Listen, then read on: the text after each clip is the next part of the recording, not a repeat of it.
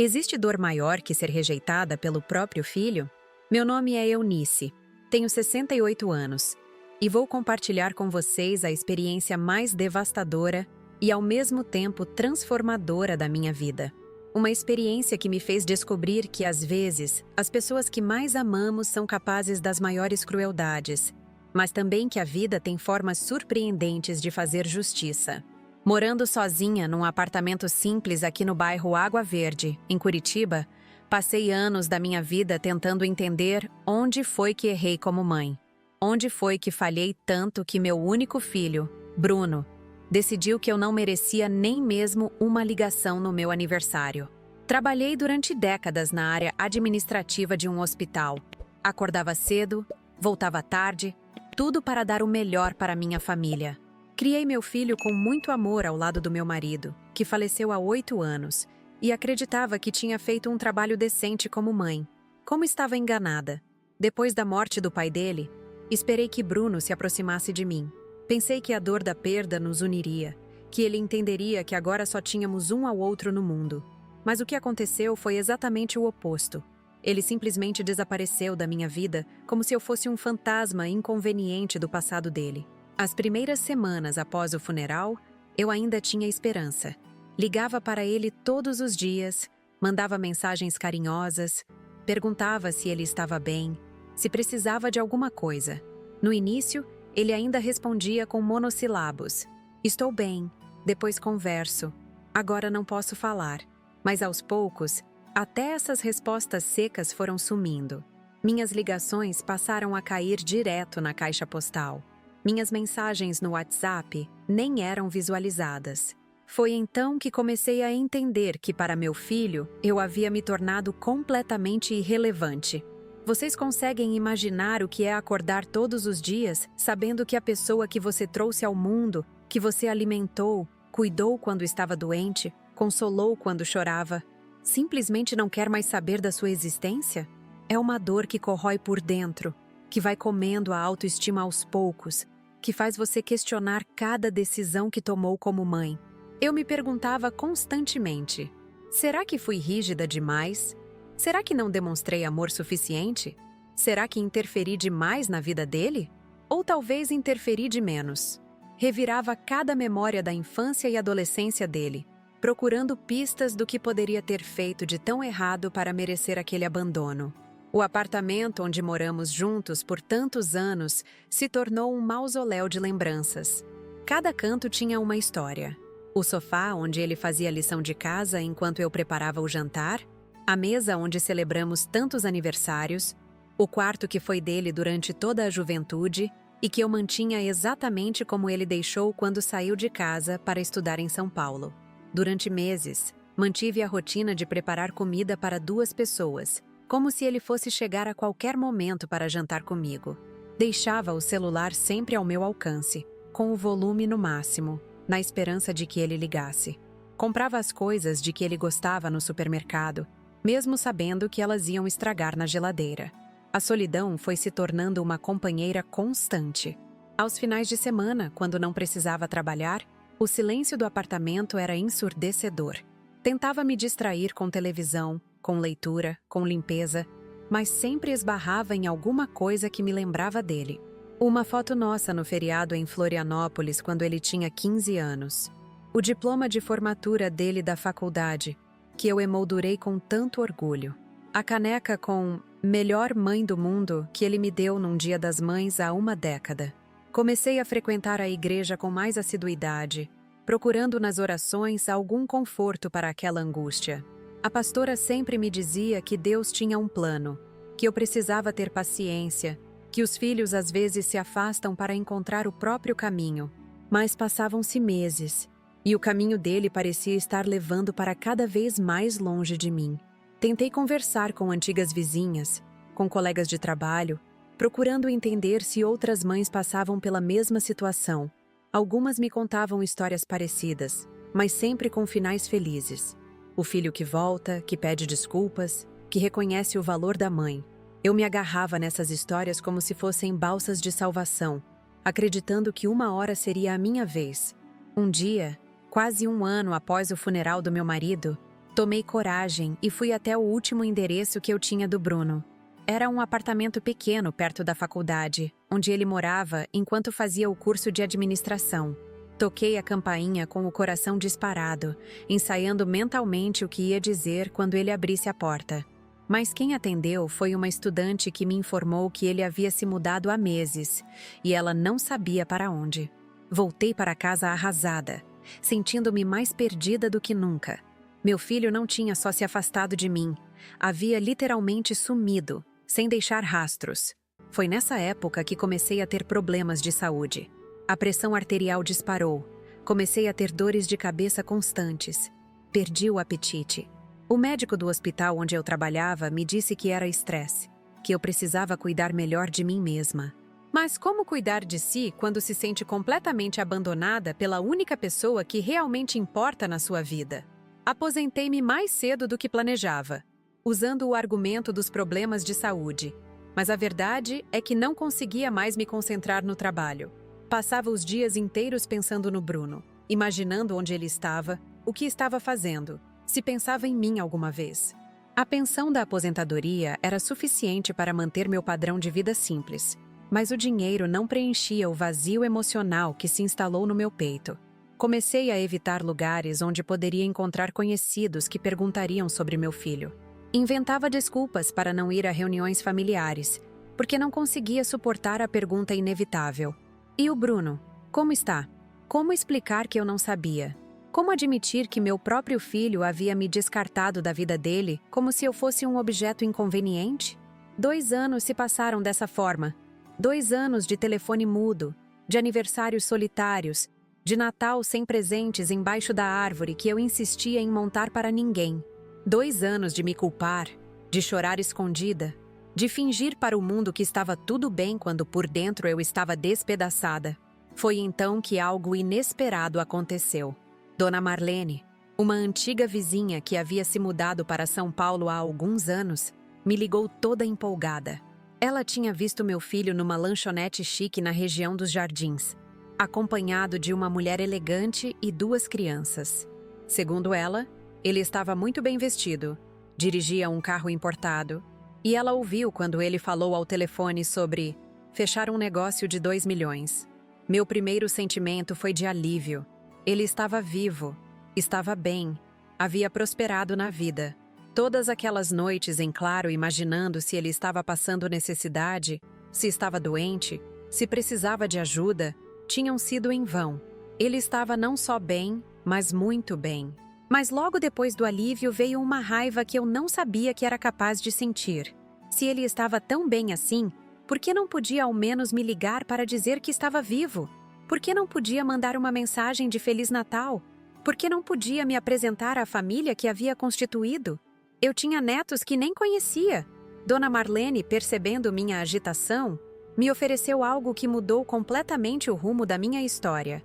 Ela conhecia uma pessoa que trabalhava no condomínio onde meu filho morava e conseguiu o endereço completo para mim. No início, recusei. Pensei que seria invasão de privacidade, que se ele não queria contato comigo, eu deveria respeitar essa decisão. Mas à medida que os dias passavam, aquela informação queimava na minha cabeça como brasa viva. Eu tinha o endereço do meu filho. Depois de 2 anos sem saber onde ele estava, eu finalmente tinha uma forma de encontrá-lo. Podia vê-lo pessoalmente, conversar com ele cara a cara, tentar entender o que havia acontecido entre nós. Passei semanas debatendo comigo mesma se deveria ou não fazer aquela viagem. Uma parte de mim tinha medo da rejeição, do constrangimento, de ser humilhada na frente de estranhos. Mas outra parte, mais forte, precisava de respostas. Precisava olhar nos olhos do meu filho e perguntar por que ele havia me abandonado dessa forma. A decisão final veio numa noite de insônia, quando me peguei olhando as fotos antigas dele na parede da sala. Ali estava o bebê rechonchudo que eu embalava para dormir, o menino sorridente que voltava da escola correndo para me contar as novidades do dia, o adolescente que me abraçou chorando quando o primeiro amor terminou com ele. Onde estava aquele menino carinhoso que me chamava de minha rainha? No dia seguinte, fui à rodoviária e comprei a passagem para Campos do Jordão. Ia custar quase toda a minha reserva de emergência, mas eu precisava fazer aquela viagem. Precisava tentar uma última vez recuperar meu filho, ou pelo menos entender por que o havia perdido. Durante os preparativos para a viagem, senti uma mistura de ansiedade e esperança que não experimentava há anos. Escolhi minha roupa mais bonita, arrumei o cabelo no salão, comprei um presente para ele, uma camisa social elegante que tinha certeza de que ele gostaria. Imaginava cenários onde ele me recebia com surpresa, me convidava para entrar, me apresentava à família, me pedia desculpas pelo afastamento. A viagem de ônibus durou quase 6 horas, e durante todo o percurso ensaiei mentalmente o que ia dizer. Queria ser carinhosa, mas não invasiva. Queria demonstrar que sentia falta dele, mas sem soar desesperada. Queria perguntar sobre sua vida nova, conhecer meus netos, entender por que havia me excluído de tudo aquilo. Quando finalmente chegamos ao destino, fiquei impressionada com a beleza da cidade, com as montanhas ao fundo, com o ar puro e fresco. Pensei comigo mesma, que lugar lindo meu filho escolheu para morar. Ele sempre gostou da natureza, desde pequeno. Era mais uma confirmação de que eu ainda o conhecia, de que nossa conexão não havia se perdido completamente. O táxi que me levou até o condomínio dele demorou quase 40 minutos para chegar ao local. Durante o trajeto, o motorista ia comentando sobre os bairros nobres da cidade, sobre o quanto era caro morar naquela região, sobre as mansões que abrigavam gente famosa e empresários bem-sucedidos. Meu orgulho materno crescia a cada comentário. Meu filho havia conseguido na vida, havia vencido. Estava morando num lugar que era sonho de muita gente. Quando chegamos ao portão do condomínio, fiquei boquiaberta. Era ainda mais luxuoso do que eu imaginava. Jardins impecáveis, portaria com seguranças, casas que pareciam palácios. O porteiro foi muito educado quando expliquei que estava visitando meu filho e me direcionou até a casa dele sem fazer muitas perguntas. Caminhando pela rua interna do condomínio, sentia o coração batendo cada vez mais forte. Em poucos minutos, depois de 2 anos, ia rever meu filho. Ia finalmente ter as respostas que tanto procurava. Ia descobrir se ainda havia lugar para mim na vida dele. A casa era deslumbrante. 2 andares, jardim frontal bem cuidado, garagem para 3 carros, uma varanda ampla com móveis de madeira nobre. Parei por alguns segundos apenas admirando, sentindo orgulho de ver o quanto ele havia conquistado.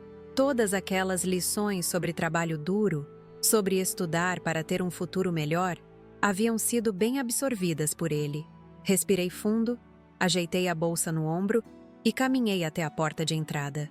Tinha uma campainha discreta ao lado da porta de madeira maciça. Apertei o botão e esperei, com o coração disparado, ouvindo passos se aproximando do outro lado.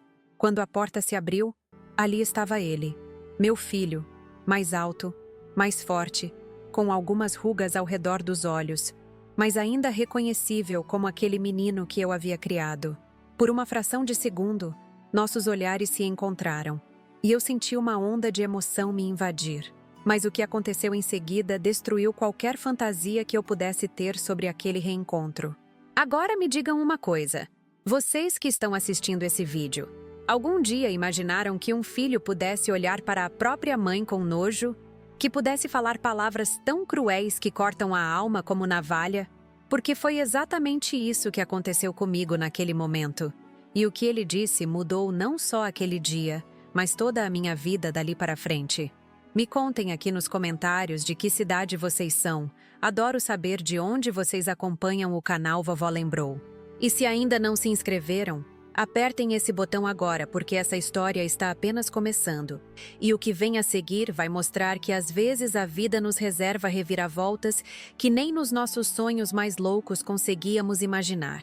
O que vocês viram foi só o começo da minha dor. Agora preciso voltar no tempo para explicar como chegamos até aquele momento devastador na porta da casa do Bruno. Porque abandono não acontece do dia para a noite. É um processo lento, doloroso, que vai corroendo os laços familiares até que um dia você acorda e percebe que perdeu seu filho para sempre. Antes da morte do meu marido, nossa família tinha uma dinâmica diferente. Eu era a mediadora entre pai e filho, aquela que suavizava os conflitos e mantinha todos unidos. Meu marido era um homem rígido, daqueles da geração antiga que acreditava que demonstrar afeto era sinal de fraqueza. Bruno sempre foi mais próximo de mim, me contava seus problemas, me pedia conselhos, vinha chorar no meu colo quando as coisas não davam certo. Lembro perfeitamente do dia em que ele me ligou, chorando desesperado, contando que tinha sido demitido do primeiro emprego. Tinha acabado de se formar em administração e estava trabalhando numa empresa pequena em São Paulo há apenas 3 meses, quando foi dispensado durante um corte de funcionários. Eu peguei o ônibus no mesmo dia e fui consolá-lo. Levei uma marmita com aquela comida caseira que ele tanto gostava. Ficamos conversando até de madrugada sobre os planos dele, sobre como ia se reerguer. Na época, ele me disse uma frase que ficou gravada na minha memória. Mãe, você é a única pessoa no mundo que sempre acredita em mim. Segurou minha mão enquanto falava isso, e eu senti que éramos cúmplices na vida, que sempre seríamos uma equipe, mesmo à distância. Durante anos foi assim. Ele me ligava pelo menos 2 vezes por semana, sempre no domingo pela manhã e na quarta à noite. Virou uma rotina sagrada entre nós. Eu organizava minha agenda em torno dessas ligações. Domingo de manhã, eu deixava o celular do lado da cama e ficava esperando a chamada dele. Quarta à noite, interrompia qualquer atividade para atender quando o telefone tocava. Conversávamos sobre tudo. Ele me contava sobre os dates que tinha, me pedia opinião sobre roupas para entrevistas de emprego, reclamava dos chefes, comemorava as vitórias pequenas do dia a dia. Eu, por minha vez, contava sobre meu trabalho no hospital, sobre as fofocas da vizinhança, sobre as plantas do apartamento que ele me ajudou a escolher. O pai dele participava dessas conversas de forma mais distante. Pegava o telefone, falava alguns minutos sobre futebol ou política, e depois passava para mim novamente. Mas eu sabia que ele ficava contente com essas ligações. Às vezes o pegava sorrindo quando ouvia as histórias engraçadas que o Bruno contava sobre a vida de solteiro em São Paulo. Tudo começou a mudar quando meu marido recebeu o diagnóstico de câncer. Foi descoberto numa fase já avançada, durante um check-up de rotina que eu praticamente forcei ele a fazer. O médico foi direto. 6 meses, talvez 1 ano se o tratamento desse certo. Bruno veio para Curitiba no fim de semana seguinte ao diagnóstico. Encontrei os dois sentados na sala, conversando baixo, e pela primeira vez vi meu filho chorando na frente do pai. Era uma cena tocante e ao mesmo tempo dolorosa. 2 homens que sempre tiveram dificuldade para demonstrar sentimentos, finalmente se abrindo um com o outro diante da iminência da perda. Durante os meses de tratamento, Bruno intensificou as visitas. Vinha a cada 15 dias, às vezes ficava o fim de semana inteiro, ajudava com os cuidados médicos, levava o pai para as sessões de quimioterapia quando eu não conseguia faltar no trabalho. Pensei que aquela tragédia pelo menos tinha o lado positivo de nos aproximar ainda mais como família. Era impressionante ver como meu filho se transformou durante aquele período. O rapaz irresponsável que vivia reclamando das dificuldades da vida adulta se tornou um homem maduro, responsável, que assumiu naturalmente o papel de chefe da família. Organizava as finanças domésticas, pesquisava tratamentos alternativos, conversava com médicos, tomava decisões importantes. Numa dessas visitas, ele me chamou para uma conversa séria. Estávamos na cozinha, eu preparando o jantar, e ele sentado na mesa onde costumava fazer a lição de casa quando era criança. Me disse que estava pensando em voltar para Curitiba definitivamente, largar a vida em São Paulo para cuidar de nós dois. Eu fiquei emocionada com a proposta, mas também preocupada. Sabia o quanto havia custado para ele construir uma carreira em São Paulo, quantos sacrifícios tinha feito para se estabelecer lá. Não queria que ele jogasse tudo fora por nossa causa. Conversamos durante horas sobre essa decisão, e no final concluímos que seria melhor ele continuar em São Paulo, mas vir com mais frequência para nos apoiar. Foi uma decisão acertada, porque poucos meses depois ele conseguiu uma promoção importante numa empresa de logística. Estava animado, cheio de planos, falando sobre como finalmente ia conseguir comprar um apartamento próprio. Talvez até casar com a namorada que estava conhecendo na época. Meu marido ficou orgulhoso quando soube da promoção. Disse que sempre soube que o filho ia ser alguém na vida. expressão típica da geração dele. Era raro ouvi-lo elogiando o Bruno diretamente, mas naquele dia, ele repetiu várias vezes o quanto estava satisfeito com o sucesso do filho. Os últimos meses da vida do meu marido foram especialmente difíceis. A doença havia se espalhado, os medicamentos não faziam mais efeito, e todos nós sabíamos que era questão de tempo. Bruno passou a vir toda semana, às vezes no meio da semana também. Dormia no sofá da sala, ajudava com os cuidados mais íntimos, conversava com o pai sobre assuntos que eles nunca tinham tido coragem de abordar antes. Uma noite, poucos dias antes do final, acordei e os encontrei na varanda, conversando baixo. Meu marido estava numa cadeira de rodas, muito fraco, e Bruno estava sentado no chão ao lado dele, segurando a mão do pai. Não consegui ouvir o que estavam falando, mas pela postura dos dois percebi que era algo importante, talvez uma despedida antecipada. No dia seguinte, meu marido me chamou para conversar a sós. Estava visivelmente emocionado, coisa rara nele, e me disse que tinha pedido perdão ao Bruno por ter sido um pai tão rígido e distante durante a infância. Disse também que havia deixado algumas instruções importantes com o advogado da família, coisas que eu só entenderia depois que ele partisse. O funeral foi numa terça-feira chuvosa de julho. Bruno organizou tudo, desde o velório até o sepultamento, me poupou de todos os detalhes burocráticos e dolorosos. Durante a cerimônia, ficou o tempo todo ao meu lado, me amparando, me consolando, sendo exatamente o filho que toda mãe gostaria de ter num momento como aquele. Nas semanas seguintes ao funeral, ele continuou presente. Vinha nos fins de semana, ajudava com a papelada da herança, organizava as contas da casa, me fazia companhia. Chegamos até a conversar sobre a possibilidade dele se mudar definitivamente para Curitiba, agora que eu estava sozinha e precisando de mais apoio. Mas aos poucos, sutilmente, as coisas começaram a mudar. Primeiro foram as ligações. O padrão de domingo de manhã e quarta à noite começou a falhar. Ele pedia desculpas, explicava que tinha surgido algum compromisso de trabalho, prometia ligar no dia seguinte.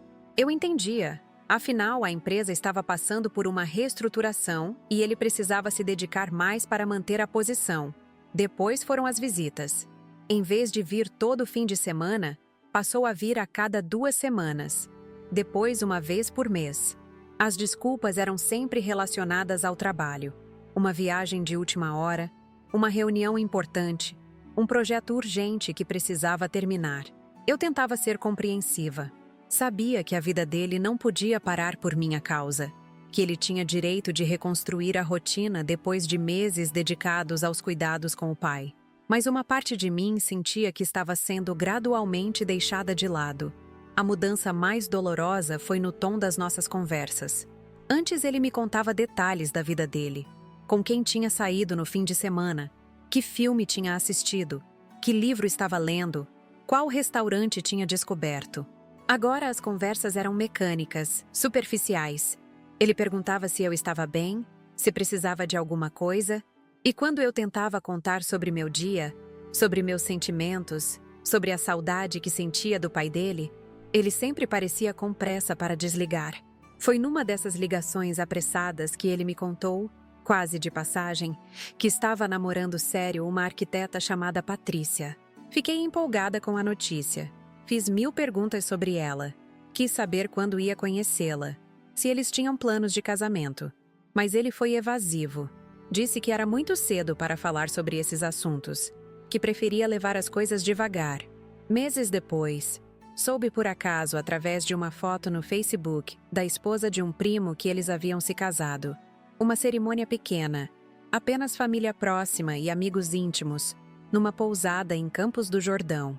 Liguei para ele no mesmo dia, chorando, perguntando por que não tinha sido convidada para o casamento do próprio filho.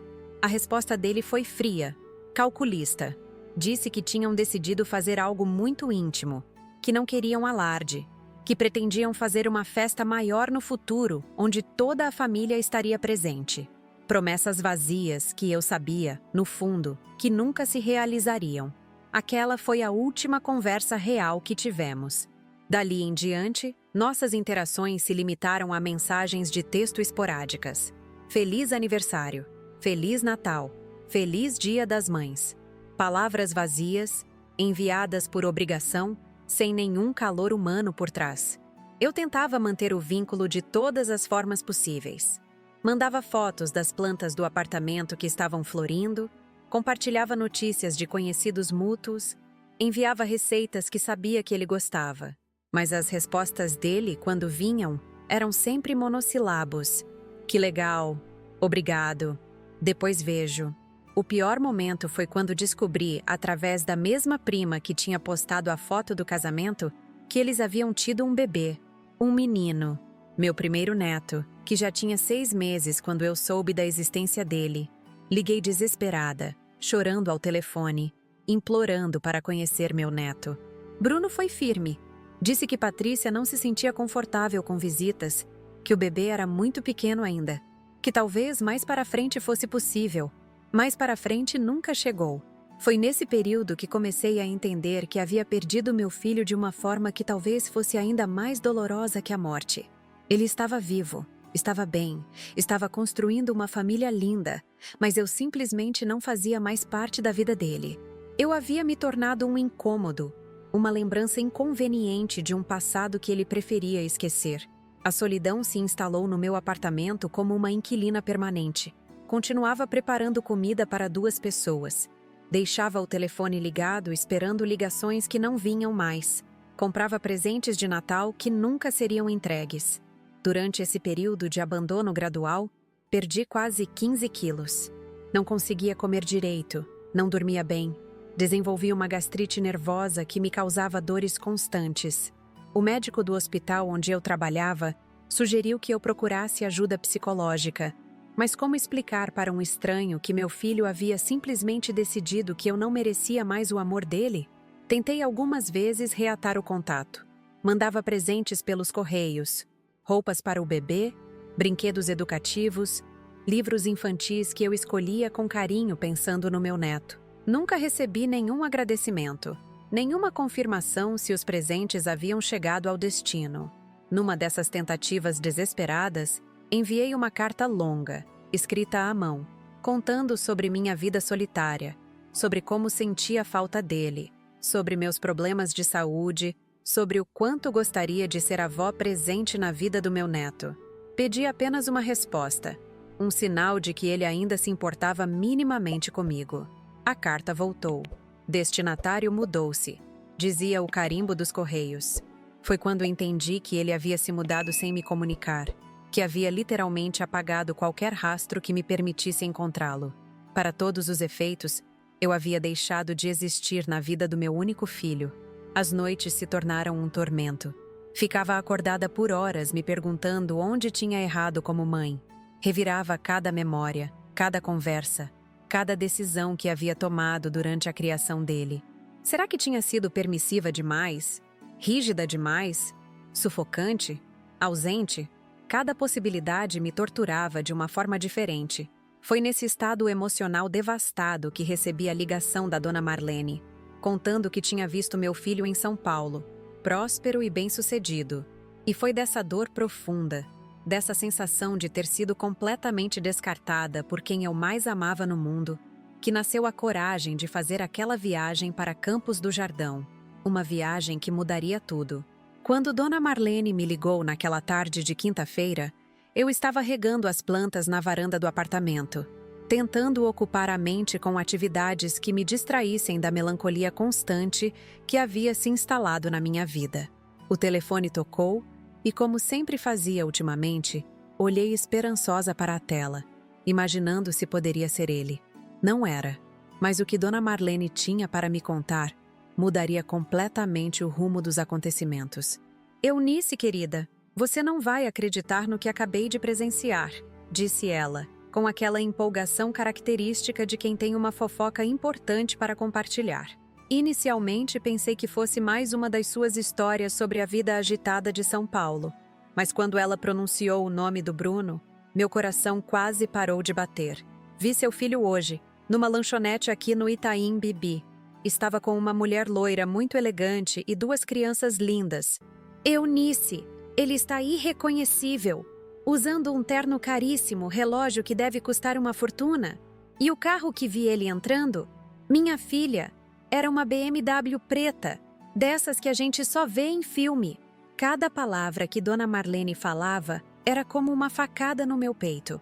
Ali estava meu filho, vivendo uma vida próspera, constituindo uma família, desfrutando de sucessos que eu nem imaginava, e eu completamente excluída de tudo aquilo.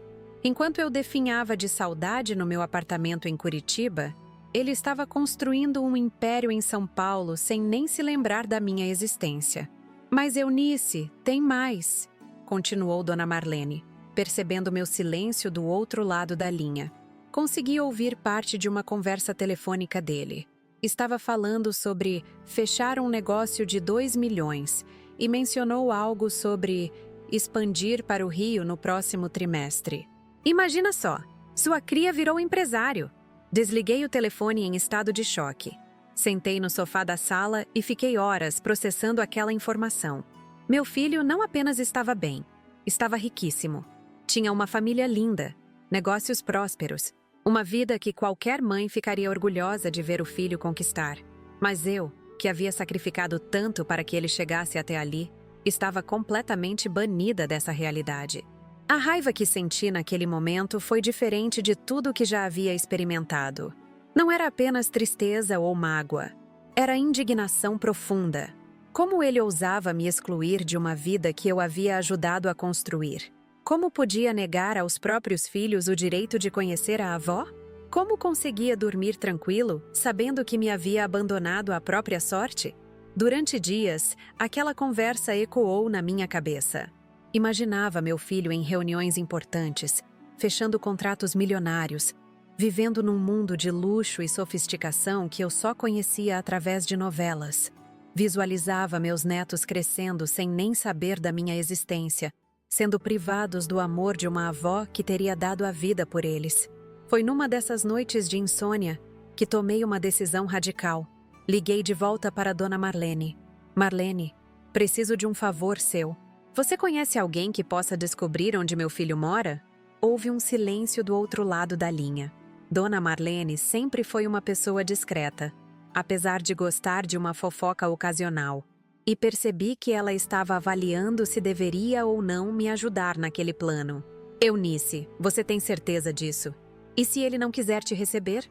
E se ficar constrangida? Expliquei para ela toda a situação. Contei sobre os anos de abandono, sobre como descobri o casamento e o nascimento dos netos através de terceiros, sobre como me sentia completamente descartada da vida dele. Marlene ficou comovida com meu relato e prometeu que ia tentar me ajudar. 3 dias depois, ela me ligou de volta. Consegui, Eunice. Minha vizinha trabalha como faxineira num condomínio em Campos do Jordão, onde moram várias pessoas importantes. Ela me deu o endereço dele, mas me fez prometer que não ia comentar com ninguém como conseguimos essa informação. Quando anotei aquele endereço num papel, senti uma mistura de euforia e terror. Finalmente, depois de tanto tempo, eu tinha uma localização concreta do meu filho. Podia ir até lá, bater na porta, exigir uma explicação, confrontá-lo pessoalmente, mas ao mesmo tempo, estava apavorada com a possibilidade de ser rejeitada novamente, agora de forma ainda mais humilhante. Passei 2 semanas debatendo comigo mesma se deveria ou não fazer aquela viagem. Consultei o saldo da conta bancária dezenas de vezes, calculando se tinha dinheiro suficiente para a passagem de ônibus e alguns dias de hospedagem. Pesquisei sobre Campos do Jordão na internet, admirando as fotos da cidade, imaginando como seria o lugar onde meu filho havia escolhido morar. A decisão final veio num domingo de manhã, quando estava folheando um álbum de fotografias antigas. Parei numa foto do Bruno aos 5 anos, no seu primeiro dia de aula, segurando minha mão com força enquanto caminhávamos em direção à escola. Ele estava nervoso, mas confiante, porque sabia que eu estaria ali para protegê-lo de qualquer coisa. Naquele momento, entendi que precisava lutar pelo meu filho da mesma forma que sempre lutei por ele quando era criança. Não podia simplesmente aceitar o abandono sem ao menos tentar uma última vez. Merecia uma explicação. Merecia a chance de conhecer meus netos. Merecia ser tratada com o mínimo de respeito por alguém que eu havia criado com tanto amor. Na segunda-feira de manhã, fui até a rodoviária e comprei a passagem para Campos do Jordão. A atendente me informou que a viagem levaria aproximadamente 5 horas, com uma baldeação em São José dos Campos. Marcamos para a sexta-feira seguinte, me dando tempo para me organizar e juntar coragem para aquela missão. Os preparativos para a viagem foram meticulosos. Escolhi minha roupa mais elegante, um conjunto azul marinho que havia comprado para o casamento de uma sobrinha e usado apenas uma vez. Fui ao salão fazer cabelo e unha, querendo estar impecável para reencontrar meu filho. Comprei um presente para ele, uma agenda de couro legítimo com as iniciais dele gravadas, cara, mas que cabia no meu orçamento apertado. Também separei fotos recentes minhas para mostrar a ele, registros de como eu estava, de como havia envelhecido durante os anos de separação. Tinha uma fantasia ingênua de que talvez ele sentisse remorso ao ver como sua ausência havia me afetado fisicamente. Na quinta-feira à noite, quase não consegui dormir. Ficava imaginando cenários para o reencontro. Na versão otimista, ele abria a porta. Ficava surpreso, mas feliz em me ver. Me convidava para entrar, me apresentava à esposa e aos filhos. Pedíamos desculpas um ao outro pelos anos perdidos. Na versão pessimista, ele nem me deixava falar. Fechava a porta na minha cara. Ameaçava chamar a polícia se eu não fosse embora. Na sexta-feira de manhã, acordei às 5 horas, mesmo com o ônibus saindo apenas às 9. Tomei um café reforçado, revisei pela 10ª vez o conteúdo da bolsa, conferi se tinha todos os documentos necessários. Deixei um bilhete para a porteira do prédio, explicando que ia viajar por alguns dias e pedindo para ela cuidar das plantas. O trajeto até a rodoviária foi tenso. No táxi, o motorista tentou puxar conversa, perguntou se eu ia passear em Campos do Jordão, comentou sobre o frio da região naquela época do ano. Respondi mecanicamente, com a mente completamente focada no que me esperava no destino final. Na rodoviária, sentei numa lanchonete e pedi apenas um suco, porque meu estômago estava embrulhado demais para aceitar comida sólida. Observava as famílias à minha volta, pais com filhos pequenos, casais de idosos viajando juntos, grupos de amigos animados para um fim de semana na montanha. Todos pareciam ter companhia, destinos alegres, motivos para estar felizes. Eu estava ali sozinha, prestes a embarcar numa missão que podia terminar em humilhação total.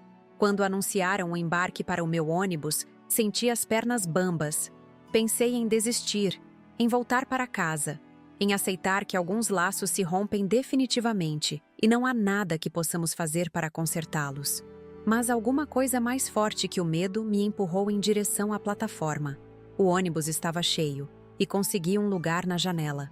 Acomodei a bolsa no colo, ajustei o cinto de segurança e respirei fundo enquanto o veículo deixava a rodoviária de Curitiba. Não havia mais volta.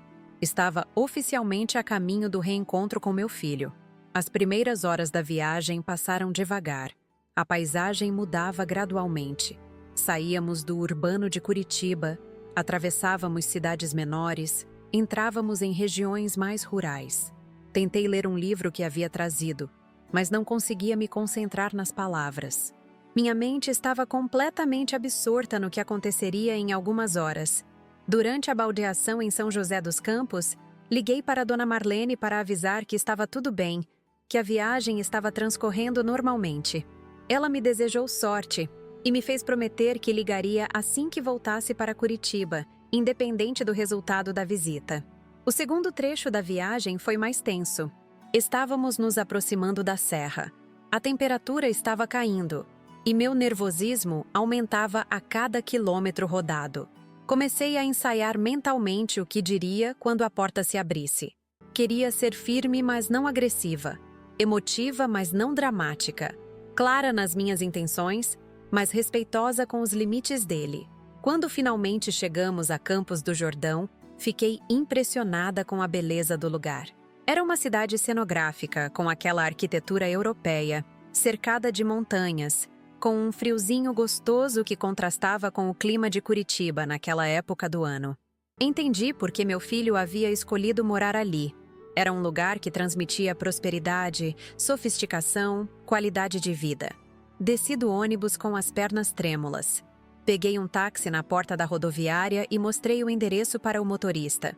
Ele assentiu.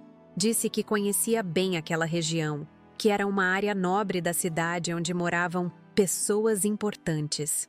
Durante o trajeto, foi comentando sobre os bairros que atravessávamos, sobre os investimentos imobiliários na cidade, sobre como Campos do Jordão havia se valorizado nos últimos anos. "A senhora vai visitar alguém conhecido?" perguntou o taxista, tentando puxar conversa. "Meu filho", respondi, e foi a primeira vez que pronunciei essas palavras em voz alta desde que começara a planejar a viagem. Soaram estranhas nos meus lábios, carregadas de uma tristeza que eu não conseguia esconder. Conforme nos aproximávamos do endereço, meu coração disparava. Começamos a entrar numa região de condomínios fechados, com muros altos, portarias sofisticadas, jardins impecáveis. Era um mundo completamente diferente do meu apartamento simples em Curitiba. Meu filho havia realmente subido na vida, como diria minha mãe. O táxi parou em frente a um portão imponente com o nome do condomínio em letras douradas. O motorista perguntou se eu queria que ele me esperasse, mas recusei. Não sabia quanto tempo ficaria ali, não sabia nem se seria recebida. Paguei a corrida, peguei minha bolsa e caminhei em direção à portaria. O porteiro foi extremamente educado. Expliquei que estava visitando meu filho, dei o nome dele e o número da casa. O homem consultou uma lista, pediu meu documento e me direcionou para entrar. Disse que eu podia ir caminhando até a casa, que não era muito longe, e me deu instruções detalhadas sobre como chegar lá. Caminhando pelas ruas internas do condomínio, me senti como se estivesse num filme. As casas eram verdadeiras mansões, cada uma com arquitetura única, jardins profissionalmente cuidados, carros de luxo nas garagens. Imaginei meu filho chegando do trabalho todos os dias naquele ambiente paradisíaco e me perguntei se ele alguma vez pensava na mãe que havia deixado para trás. Quando finalmente avistei o número da casa dele, parei por alguns segundos apenas observando. Era ainda mais bonita do que eu havia imaginado. 2 andares, grandes janelas, uma varanda ampla no primeiro andar, um jardim frontal que parecia saído de revista de decoração. Havia 2 carros na garagem, uma BMW preta, que devia ser a que Dona Marlene havia mencionado, e um SUV branco. Respirei fundo várias vezes antes de me aproximar da porta. Minhas mãos estavam suando, apesar do frio da montanha. Checei mais uma vez minha aparência no reflexo de uma janela, ajeitei a bolsa no ombro e caminhei os últimos metros que me separavam da porta de entrada. A campainha era discreta, embutida numa placa de mármore ao lado da porta de madeira maciça. Estava ali, finalmente, depois de anos de abandono, prestes a reencontrar meu filho, prestes a descobrir se ainda restava algum amor filial no coração dele, ou se eu havia me tornado definitivamente um fantasma do passado que ele preferia manter enterrado. Estendi o dedo em direção à campainha, hesitei por um último segundo, e então apertei o botão. O som da campainha ecoou através da porta maciça, e percebi que não havia mais volta. Meu coração batia tão forte que temi que fosse possível ouvi-lo do outro lado. Segundos que pareciam eternos se passaram enquanto eu aguardava. Escutei passos se aproximando, vozes abafadas conversando no interior da casa, e então o ruído da fechadura sendo destrancada. Quando a porta se abriu, ali estava ele, meu Bruno, mais alto, mais imponente, usando uma camisa social cara e um relógio que provavelmente custava mais que minha aposentadoria inteira. Seus cabelos estavam impecavelmente penteados. Tinha conquistado aquele ar de executivo bem-sucedido que sempre sonhara ter. Por uma fração de segundo, senti orgulho materno. Meu menino havia se tornado um homem próspero, mas então nossos olhares se encontraram, e o que vi nos olhos dele me gelou até os ossos. Não havia surpresa afetuosa, nem mesmo constrangimento. Havia nojo, como se eu fosse uma mendiga inconveniente batendo à sua porta. "O que você está fazendo aqui?" Foram as primeiras palavras que meu filho me dirigiu depois de anos de silêncio. Não "oi, mãe" ou "que surpresa". A frieza na voz dele era cortante como gelo. Bruno, meu filho... Comecei, tentando manter a compostura que havia ensaiado durante toda a viagem. Vim te ver porque sentia sua falta, porque... Como você descobriu onde eu moro? Me interrompeu, olhando nervosamente para os lados, como se temesse que os vizinhos estivessem observando nossa conversa. Quem te deu meu endereço? A hostilidade na voz dele me desarmou completamente. Durante toda a viagem, havia me preparado para várias possibilidades, mas não para aquela frieza absoluta, como se eu fosse uma estranha indesejada. Uma amiga me contou que te viu em São Paulo e... Tentei explicar, mas ele me cortou novamente. Que amiga? Como assim te contou onde eu moro? Isso é invasão de privacidade. Foi nesse momento que ouvi uma voz feminina vindo do interior da casa. Bruno, quem é? Era uma voz suave, educada, mas com uma curiosidade evidente. Ninguém importante, amor. Já estou resolvendo. Ele respondeu por cima do ombro sem tirar os olhos de mim. Aquelas palavras, ninguém importante, se cravaram no meu peito como punhais. Bruno, por favor, só quero conversar contigo. Faz anos que não nos falamos, que não sei nada da sua vida. Descobri que você casou, que tem filhos, sou avó e nem conheci meus netos. E não vai conhecer, ele disse com uma firmeza que me chocou. Patrícia não se sente confortável com certas pessoas. Nossos filhos não precisam ser expostos a isso. Expostos a quê? Perguntei genuinamente confusa. Sou sua mãe, Bruno.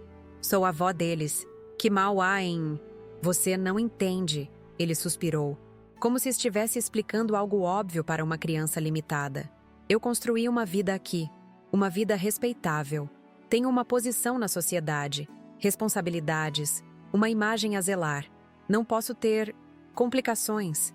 A palavra complicações ecoou na minha cabeça como um tiro. Era assim que ele me via? Como uma complicação na vida perfeita que havia construído? Complicação? Repeti, sentindo a indignação crescer dentro de mim. Bruno, sou sua mãe. Te criei, te eduquei, trabalhei para que você pudesse estudar. E eu já retribuí tudo isso. Ele me interrompeu, ajustando os punhos da camisa num gesto que reconheci da infância. Sempre fazia isso quando estava nervoso. Paguei sua casa. Mandei dinheiro durante anos. Cumpri minhas obrigações filiais. Obrigações filiais. Como se o amor materno fosse uma conta a ser quitada. Nesse momento, uma criança apareceu na porta atrás dele. Um menino loiro de uns 4 anos, com os olhos curiosos típicos da idade. Meu neto. Meu sangue. Senti o coração se apertar de emoção. Papai, quem é a senhora? Perguntou o menino, se escondendo atrás das pernas do pai. Bruno imediatamente se posicionou de forma a bloquear a visão da criança, como se estivesse protegendo o filho de algum perigo. Volta lá para dentro, Gabriel. A mamãe está te esperando para o lanche. Gabriel. Meu neto se chamava Gabriel. Pelo menos agora eu sabia o nome do meu próprio neto. Olá, Gabriel. Consegui dizer, tentando sorrir através das lágrimas que começavam a formar em meus olhos. Você é um menino muito bonito. Gabriel, vai para dentro agora.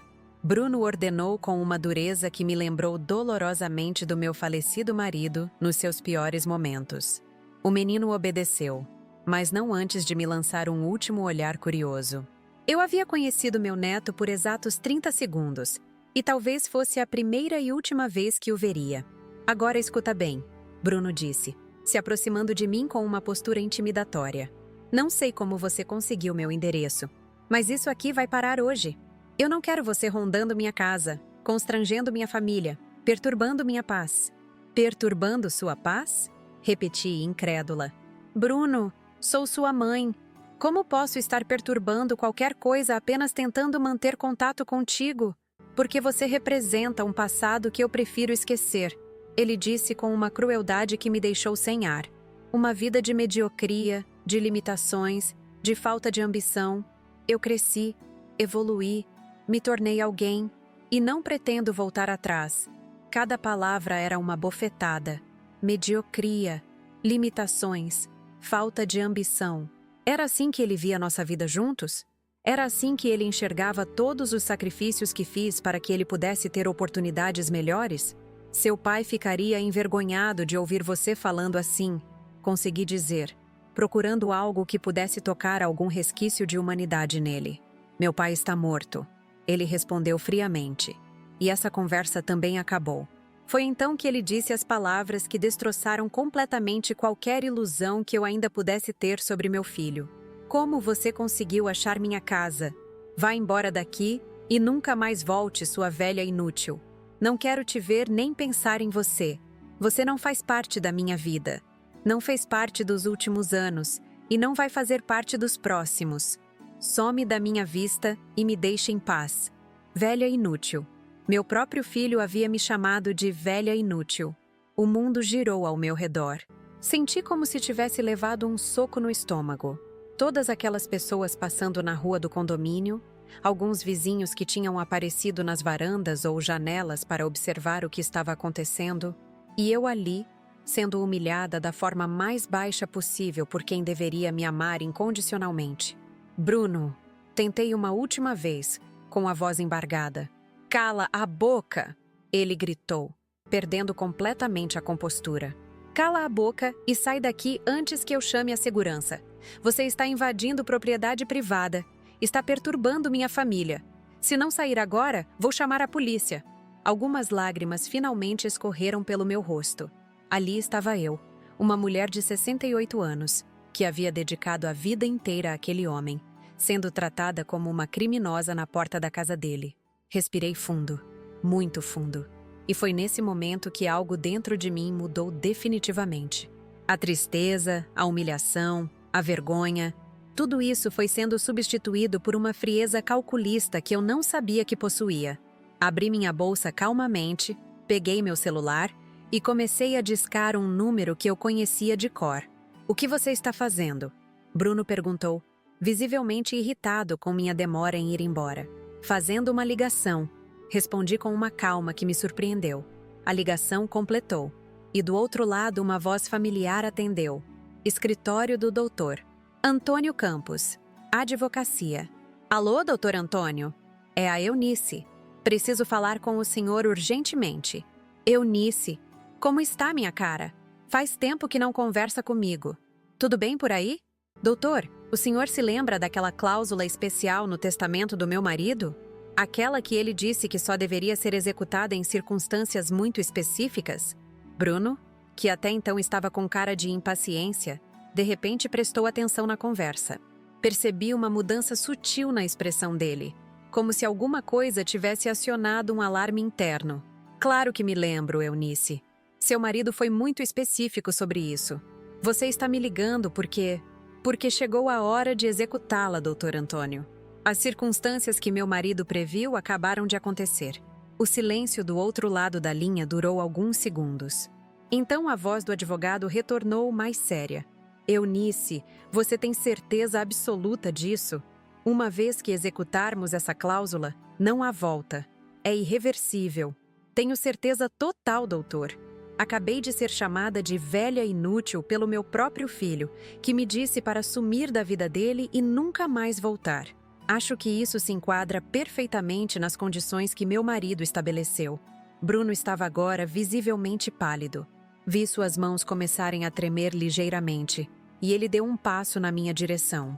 Espera aí, ele começou a dizer, mas eu levantei a mão livre, sinalizando para que não se aproximasse. Doutor Antônio, o senhor pode começar os procedimentos amanhã mesmo? Posso, sim.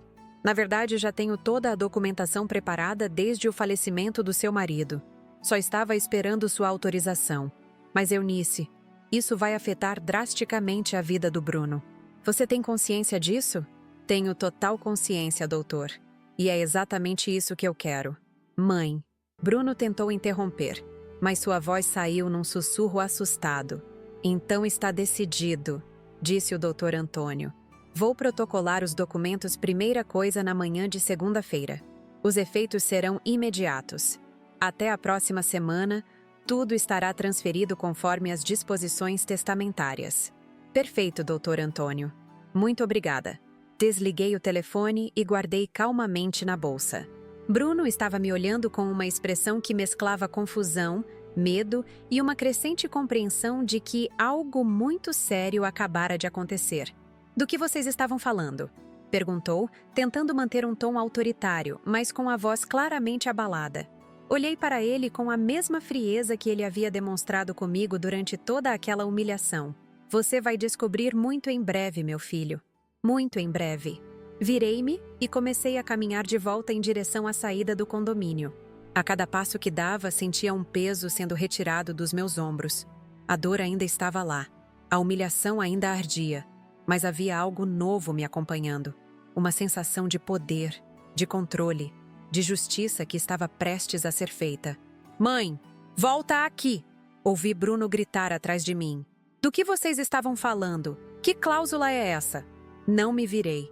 Continuei caminhando calmamente, pela primeira vez em anos, sentindo que tinha o controle da situação.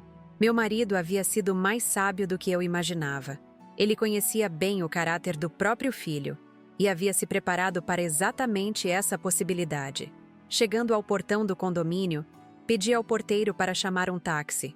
Enquanto esperava, refleti sobre os últimos minutos. A humilhação havia sido terrível, mas necessária. Era a prova definitiva de que meu filho havia se tornado alguém que não merecia a herança que sempre considerou automaticamente sua. O táxi chegou, e durante toda a viagem de volta para o centro da cidade, mantive o celular no silencioso. Sabia que Bruno tentaria me ligar, desesperado para entender o que havia acabado de acontecer. Mas ele teria que esperar. Assim como eu esperei anos por uma ligação dele, agora seria a vez dele sentir o gostinho da ansiedade. Quando cheguei ao hotel onde havia decidido passar a noite antes de retornar para Curitiba, finalmente liguei o celular. 17 ligações perdidas. Todas dele. Sorri pela primeira vez em muito tempo. A vingança seria doce, mas mais que isso, seria justa. Naquela noite no hotel, sentada na beirada da cama de solteiro num quarto simples que cheirava a produtos de limpeza, eu me sentia como uma pessoa completamente diferente da mulher que havia tocado aquela campainha horas antes. O celular vibrava incessantemente na mesa de cabeceira. Bruno não parava de ligar. A cada nova tentativa de ligação que eu ignorava, sentia uma satisfação crescente. Pela primeira vez em anos, ele precisava de mim mais do que eu precisava dele. Liguei a televisão para fazer companhia, mas minha mente estava longe dos programas noturnos.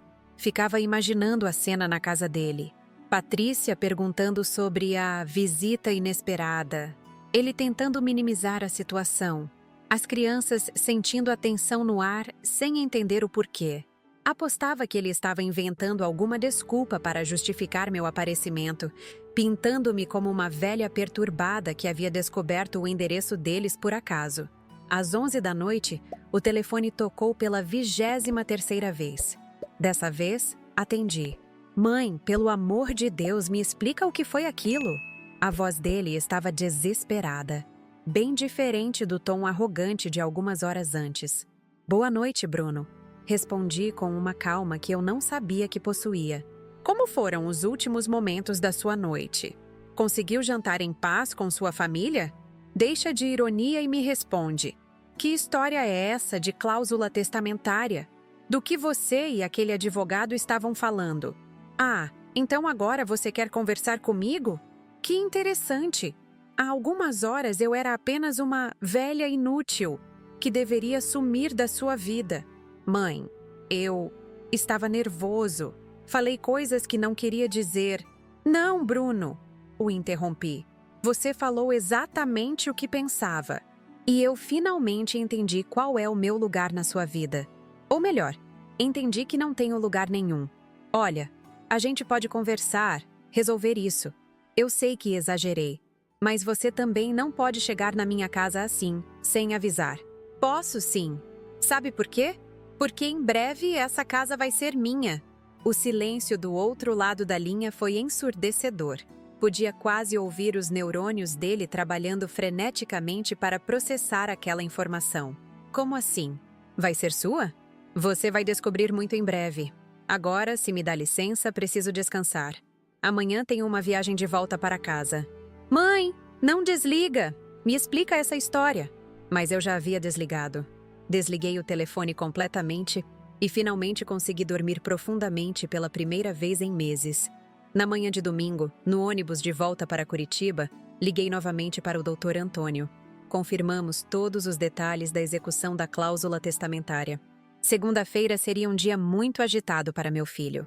Eunice, disse o advogado, preciso te alertar mais uma vez. Quando seu marido criou essa cláusula, ele estava sendo muito estratégico. Bruno vai perder quase tudo: a empresa, a casa, as contas bancárias. Vai ficar apenas com os bens que ele conseguiu comprovar ter adquirido exclusivamente com recursos próprios, sem nenhuma ligação com a herança do pai. E quanto isso representa, doutor? Honestamente, muito pouco. O apartamento em São Paulo, onde ele morava antes do casamento, que está quitado, e talvez um dos carros. Todo o resto, a empresa, a casa de Campos do Jordão, as aplicações, tudo estava registrado como parte da herança que seria dele após sua morte, mas que permanecia em seu nome enquanto você fosse viva. E se eu fosse desrespeitada ou abandonada pelo filho, as palavras exatas que meu marido usou, tudo passaria definitivamente para mim. Exato. Seu marido foi muito visionário. Ele temia que Bruno se tornasse arrogante com o sucesso e esquecesse de onde veio. Durante toda a viagem de volta, refleti sobre a sabedoria do meu falecido marido. Ele havia percebido traços no caráter do filho que eu, cegada pelo amor materno, não conseguia ver. A frieza, a tendência ao egoísmo, a facilidade para descartar pessoas que não fossem mais úteis. Meu marido havia criado uma proteção para mim que só seria ativada em último caso. Segunda-feira amanheceu com uma ligação do doutor Antônio às 9 horas da manhã. Tudo protocolado, Eunice. Os documentos foram entregues no banco, no cartório de registro de imóveis e no contador da empresa. Os efeitos são imediatos. 2 horas depois, meu telefone tocou. Era Bruno, mas dessa vez a voz estava diferente. Não era mais arrogante nem desesperada. Era quebrada. Mãe, o banco me ligou agora há pouco.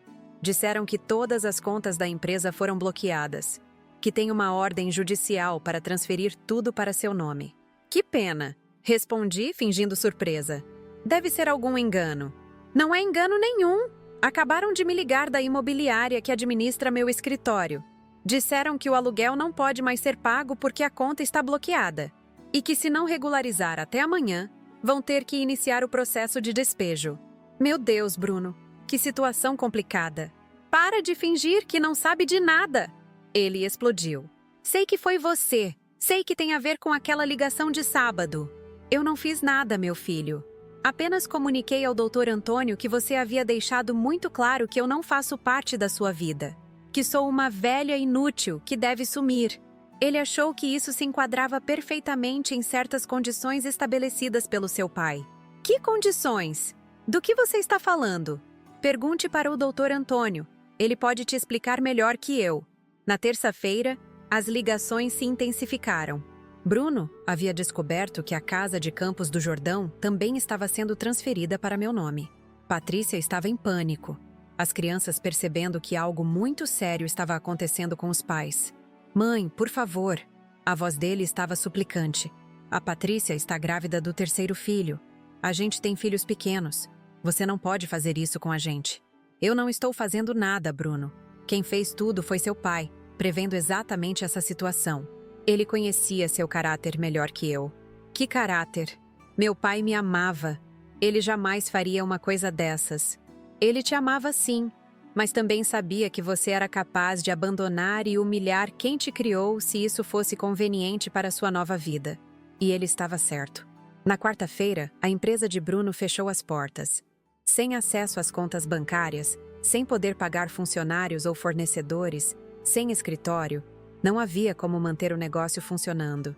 Clientes começaram a procurar outros fornecedores, contratos foram cancelados, funcionários procuraram novas colocações. Na quinta-feira, ele me ligou chorando. Mãe, me perdoa. Eu sei que errei. Sei que falei coisas horríveis.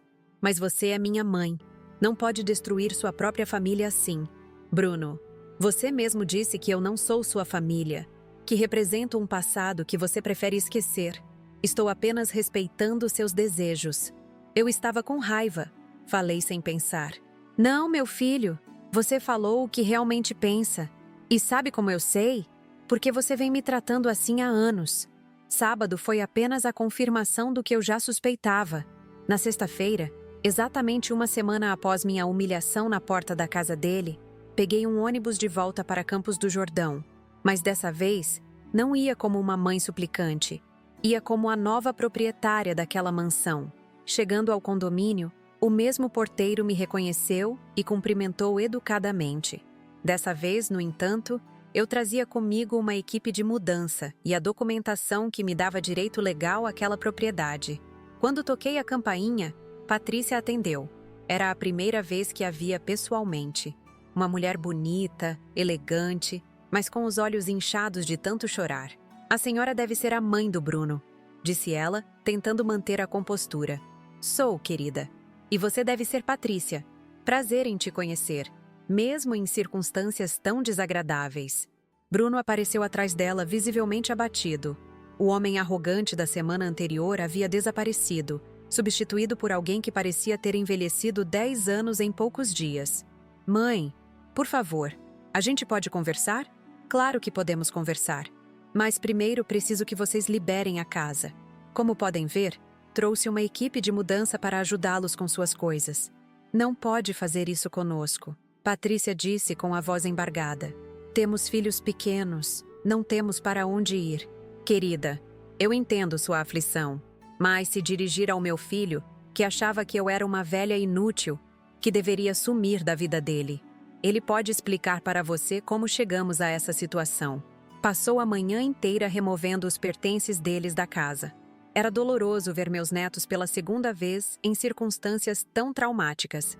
Mas Bruno havia feito sua escolha quando decidiu que eu não merecia fazer parte da vida deles. Quando terminaram de carregar o caminhão de mudança com as coisas deles, Bruno se aproximou de mim uma última vez. Mãe, o que eu preciso fazer para você mudar de ideia? Olhei para ele, meu filho, que agora estava na mesma situação de vulnerabilidade em que me colocou durante todos aqueles anos de abandono. Bruno, você teve anos para me tratar com o mínimo de respeito e carinho. Escolheu me descartar como lixo. Agora, vai descobrir o que é ser tratado como velho inútil. Mas eu reconheço meu erro. Estou pedindo perdão. Seu pai previu isso também. Por isso deixou uma condição na cláusula. Você pode recuperar tudo, mas apenas se conseguir provar durante um ano inteiro que mudou realmente. Se conseguir demonstrar respeito, consideração e amor filial genuínos. Um ano? Um ano, Bruno. Um ano me tratando como uma mãe deve ser tratada. Me ligando regularmente, me visitando, me incluindo na vida dos meus netos, me tratando com carinho e consideração. Depois desse período, se eu acreditar que sua mudança é verdadeira, posso devolver tudo. E se eu não conseguir? Então você vai viver para sempre com as consequências das suas escolhas. Vai entender na pele o que significa ser abandonado por quem deveria te amar. Eles partiram naquela tarde, de volta para o apartamento apertado em São Paulo, que era a única propriedade que Bruno conseguiu manter.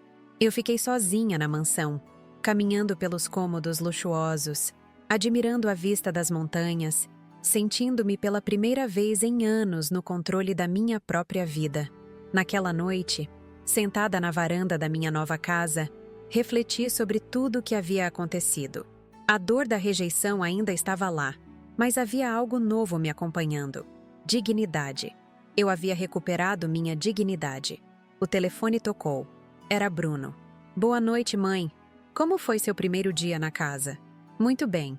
Obrigada por perguntar. Mãe, posso te ligar amanhã? Pode, meu filho.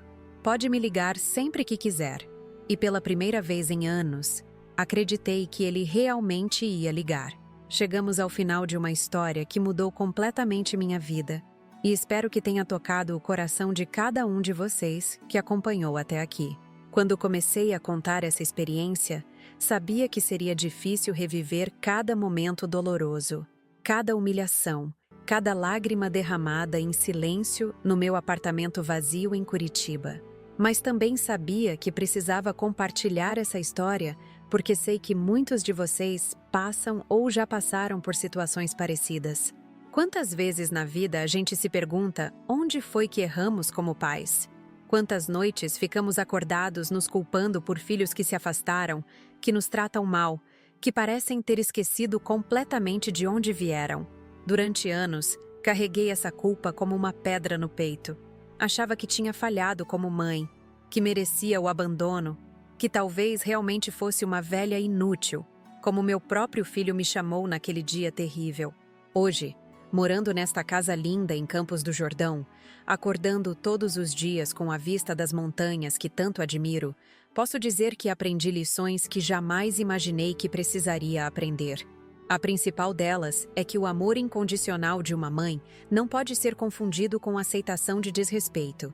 Existe uma linha muito clara entre amar um filho e permitir que ele nos trate como lixo.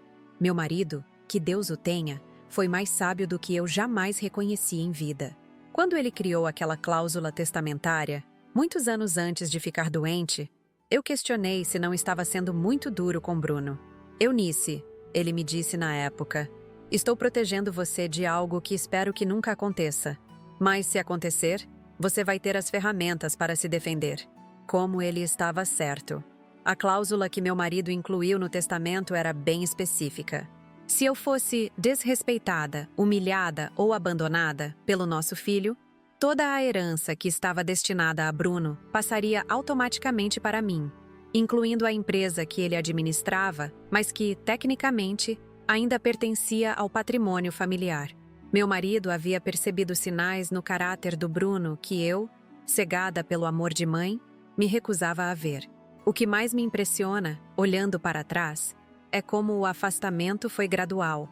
Bruno não acordou um dia e decidiu me odiar.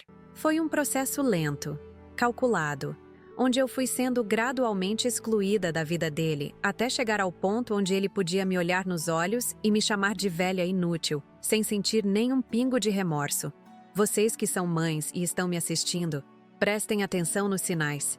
Quando as ligações começam a ficar mais raras e mecânicas, quando seu filho para de contar detalhes da vida dele, quando você descobre acontecimentos importantes através de terceiros, quando ele começa a criar desculpas para não te ver. Esses são alertas de que algo está mudando na relação. E quanto antes vocês enfrentarem a situação, melhor. No meu caso, eu escolhi fazer vista grossa. Inventava justificativas para o comportamento dele. Está muito ocupado com o trabalho. Precisa se dedicar à família nova. É normal que filhos se afastem um pouco quando casam. Mentiras que eu contava para mim mesma para não enxergar a verdade dolorosa. Meu filho estava me descartando porque não precisava mais de mim. A viagem para Campos do Jordão foi a decisão mais corajosa que tomei em toda a minha vida. Gastei quase todas as minhas economias. Enfrentei horas de ônibus, cheguei num lugar que não conhecia, tudo para tentar salvar uma relação que, no fundo, eu já sabia que estava perdida. Mas precisava tentar. Precisava olhar nos olhos dele e entender o que havia acontecido conosco. O que encontrei do outro lado daquela porta foi pior do que qualquer coisa que eu pudesse ter imaginado. Não foi apenas rejeição, foi nojo. Meu próprio filho olhou para mim como se eu fosse uma mendiga inconveniente. Ficou nervoso com a possibilidade dos vizinhos me verem ali. Me chamou de complicação na vida perfeita que ele havia construído.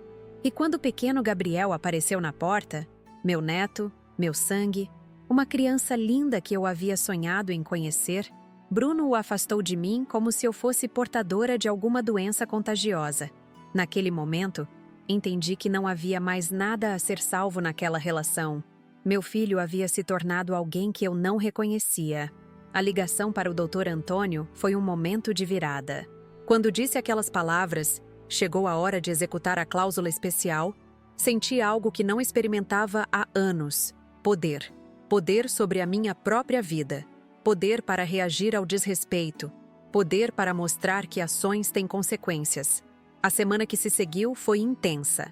Ver Bruno desesperado, ligando dezenas de vezes, suplicando por explicações, foi ao mesmo tempo satisfatório e doloroso. Satisfatório porque finalmente ele precisava de mim mais do que eu precisava dele. Doloroso porque eu ainda era mãe dele. E ver um filho sofrendo nunca é fácil, mesmo quando ele merece. Quando voltei para Campos do Jordão com a equipe de mudança, quando vi a família dele sendo despejada da casa que agora era minha, senti uma pontada de culpa. Mas então me lembrei das palavras dele. Velha inútil, complicação, passado que prefiro esquecer. A culpa passou rapidamente. O ano que se seguiu foi revelador. Bruno realmente mudou. Não da noite para o dia. Mudanças verdadeiras levam tempo. Mas aos poucos, ele começou a me ligar regularmente. Vinha me visitar nos fins de semana. Trazia as crianças para conhecer a avó que elas nunca souberam que tinham. Patrícia, que inicialmente me odiava, começou a entender que eu não era a vilã da história. Foram 12 meses de reconstrução. 12 meses onde Bruno teve que provar que havia aprendido a me valorizar de verdade, não porque precisava da herança, mas porque finalmente entendera o valor de uma mãe. Conversas sinceras sobre os erros dele, pedidos de perdão genuínos, momentos familiares que eu havia sonhado ter com meus netos. No final daquele ano, quando chegou a hora de decidir se devolveria os bens para ele, a escolha foi fácil. O homem que estava na minha frente era diferente do que havia me humilhado naquela porta. Era um filho que havia aprendido a amar e respeitar a mãe que o criou. Devolvi tudo, mas mantive a casa de Campos do Jordão. Agora passo metade da semana aqui e metade em Curitiba. Bruno insistiu para eu vender o apartamento e morar definitivamente na casa. Mas expliquei que Curitiba é minha cidade, onde construí minha vida, onde estão minhas memórias mais preciosas com seu pai. Hoje, 2 anos depois daquele episódio, posso dizer que tenho uma relação maravilhosa com meu filho e minha nora. Meus netos me chamam de vovó Eunice e vêm passar férias comigo aqui na montanha. Bruno me liga todos os dias, me visita regularmente, me inclui em todas as decisões importantes da família. Mas a lição mais importante que aprendi é que isso só foi possível porque eu tive coragem de reagir. Se eu tivesse aceitado passivamente a humilhação, se tivesse voltado para Curitiba de rabo entre as pernas, se tivesse continuado implorando por migalhas de atenção, nada teria mudado. Bruno continuaria me tratando como lixo porque eu estava permitindo. Às vezes, para salvar uma relação, precisamos estar dispostos a perdê-la. Às vezes, o maior ato de amor que podemos fazer por um filho é mostrar que ele não pode nos desrespeitar impunemente. Às vezes, precisamos deixar que eles sintam na pele as consequências das próprias escolhas. Para vocês que estão passando por situações parecidas, que têm filhos ingratos que as tratam mal, que se sentem abandonados e desvalorizados, quero dizer, vocês não precisam aceitar desrespeito. Vocês merecem amor, carinho, consideração. Se um filho não consegue oferecer isso voluntariamente, às vezes é preciso criar circunstâncias que o ensinem a valorizar o que tem. Nem todos vão ter a sorte que eu tive de ter um marido previdente que criou mecanismos legais de proteção. Mas todos podem estabelecer limites, podem dizer não, podem recusar-se a aceitar migalhas de afeto de quem deveria amá-los incondicionalmente. A vida me ensinou que o amor verdadeiro inclui limites, que o perdão não é sinônimo de aceitação de maus tratos, que uma mãe pode amar um filho profundamente e ainda assim exigir ser tratada com dignidade. Hoje, quando acordo nesta casa linda, com meus netos brincando no jardim, com meu filho me ligando para perguntar como estou, sei que tomei a decisão certa. Foi dolorosa, foi arriscada, mas foi certa. Porque hoje eu tenho não apenas o amor do meu filho, mas também o respeito dele.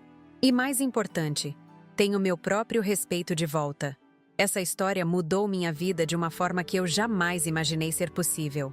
Saí de uma situação de abandono e humilhação para uma vida cheia de amor, respeito e dignidade.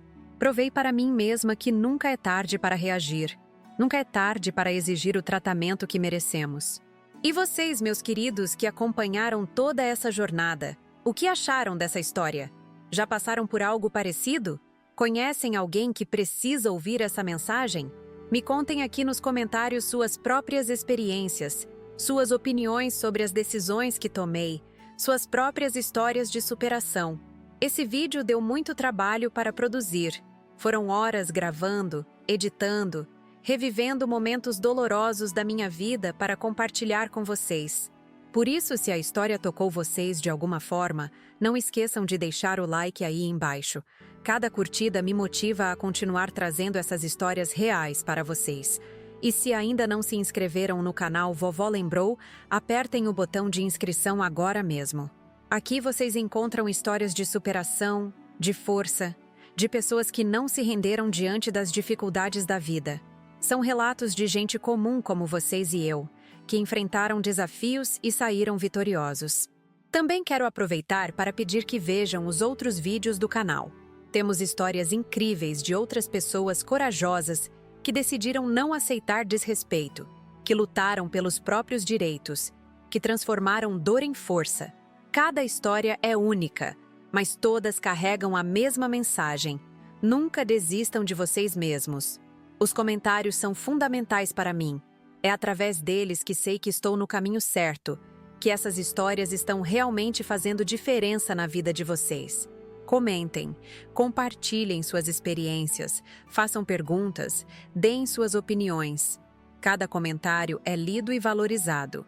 E para vocês que têm condições e querem apoiar o trabalho do canal, temos o Valeu Demais, nossa forma de receber doações que ajudam muito a manter os vídeos sendo produzidos diariamente. Gravar, editar, subir vídeo todo dia dá trabalho e tem custos.